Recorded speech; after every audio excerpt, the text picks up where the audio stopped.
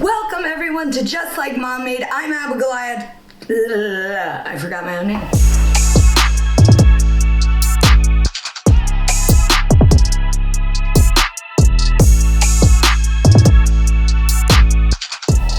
I'm Abigoliah Schamaun, and today we are making barbecue brisket and coleslaw. Let's do it.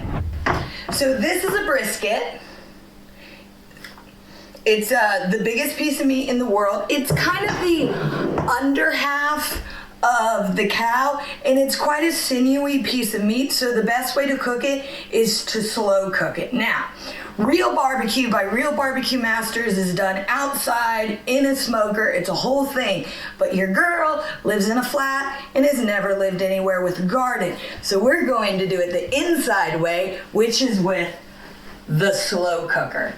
The first thing we gotta do is make our rub, which is just a dry mix of herbs that we're just gonna rub all over our meat. As always, the directions are in the description. This dry rub, I'm just gonna kind of wing it, and we're gonna see where we go. So the first thing we're gonna put in it is some chipotle chili, and I'd say to about 2 tablespoons. It's a big piece of meat, so 2 tablespoons. Whoop, that's a little bit more. That's fine. If you're like me and you keep your dry herbs forever, dry herbs lose their potency. So if you've had like your chipotle powder in your cupboard for like a month and a half, never be afraid to use a heaping teaspoon. We're gonna add a little oregano, 2 tablespoons of smoked paprika because it is my favorite spice. I do not know why people even bother buying regular paprika. Get the smoked stuff, treat yourself. Just a hint of cayenne pepper, but not too much. This is one herb that I would say never do heaping unless you're really into spice, which my boyfriend is not. I like cumin. Coriander, onion salt, half a teaspoon. Garlic granules, half a teaspoon. Oh, this is my unopened one. Oh. So we're not gonna put mustard in it strictly because my open mustard is in there, and I have a light there now, so I can't open that, and I don't wanna put mustard in it more than I wanna open that. We're gonna put some some black pepper in it. I'm skipping putting salt in it because I salted the meat the night before, so I don't think it's really necessary.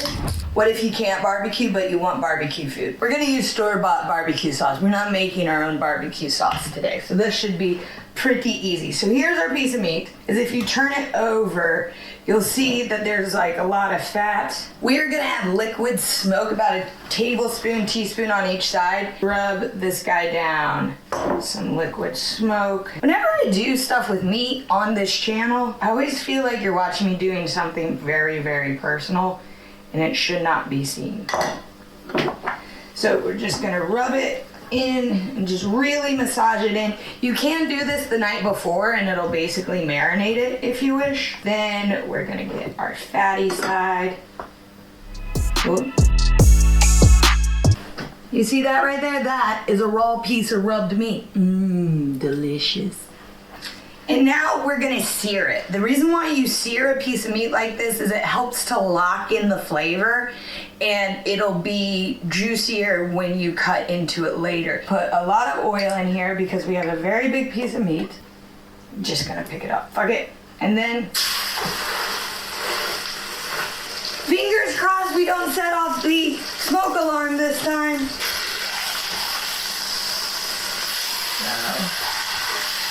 Make sure we get the sides as well if we can.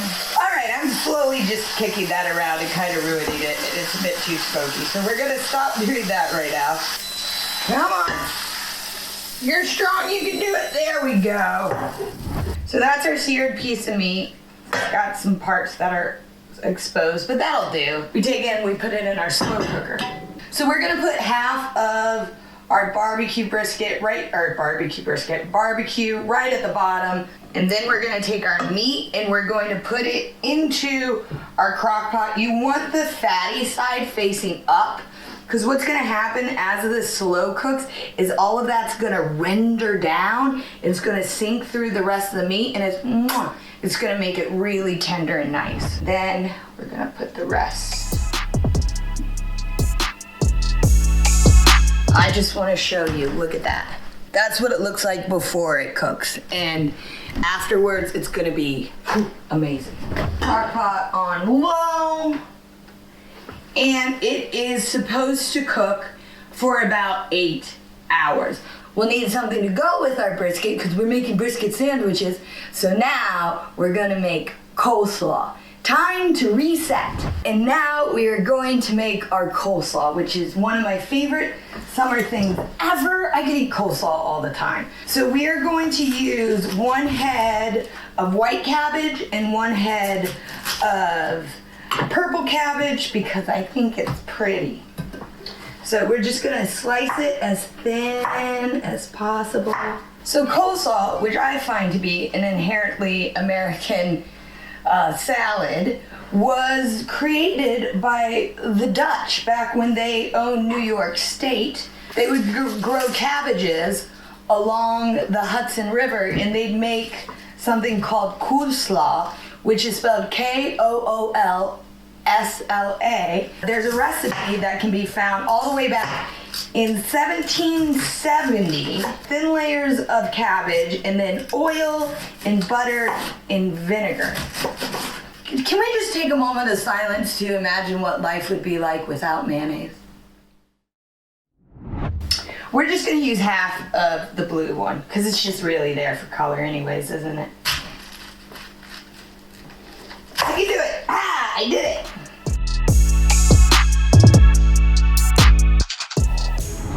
So now we're gonna add some carrot, and I'm just going to shred it.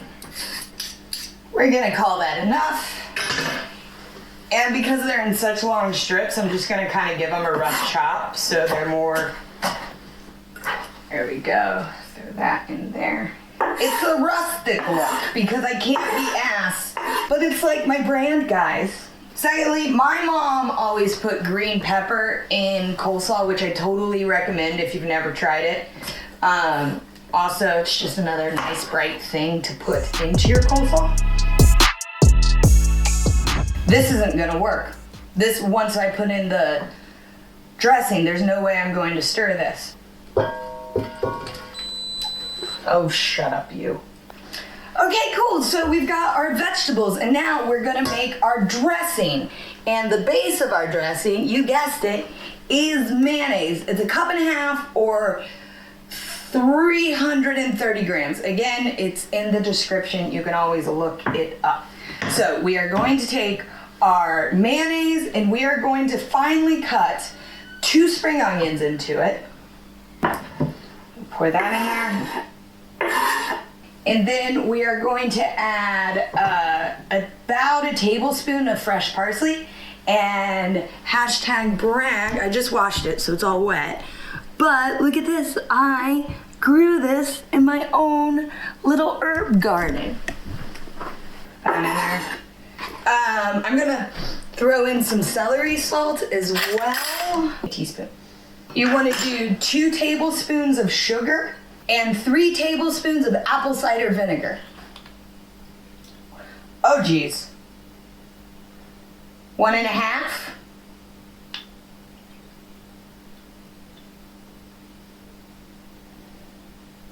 Two-ish.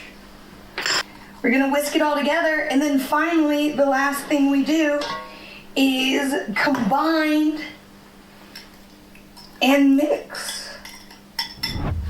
Oh, salt and pepper. Of course, we have to add some salt and pepper. I'm just gonna do a sprinkling of salt because I feel like, you know, with the mayonnaise and stuff, it's probably already salty enough. Cover the top in a dusting of black pepper. Look at that. How easy was that? That's our coleslaw right there. We made that. So what you're gonna wanna do is you're gonna wanna put it in the refrigerator to let it chill for like an hour or so, just so it's nice and cold and crisp, and then it's ready to serve. And of course we have to wait for our brisket to be finished, and it should be done by midnight because I started doing this, as always, way too late. So I will be back with the final product, but that's it. You have a barbecue. Congratulations. A barbecue in a flat. That's what we're doing today. Barbecue in a flat. Back, and I told you I'd be back with the finished project, but you know me, I like to start making an 8-hour meat dish at 5 o'clock at night. It's been in now for about 5 hours, I think, and that's what starts to happen to it. The fat all starts to render down. It starts to get kind of soupy. What you do when it's actually done is you let it rest for 30 minutes and then you can go ahead and cut into it. And I am so excited to eat this at 1 in the morning.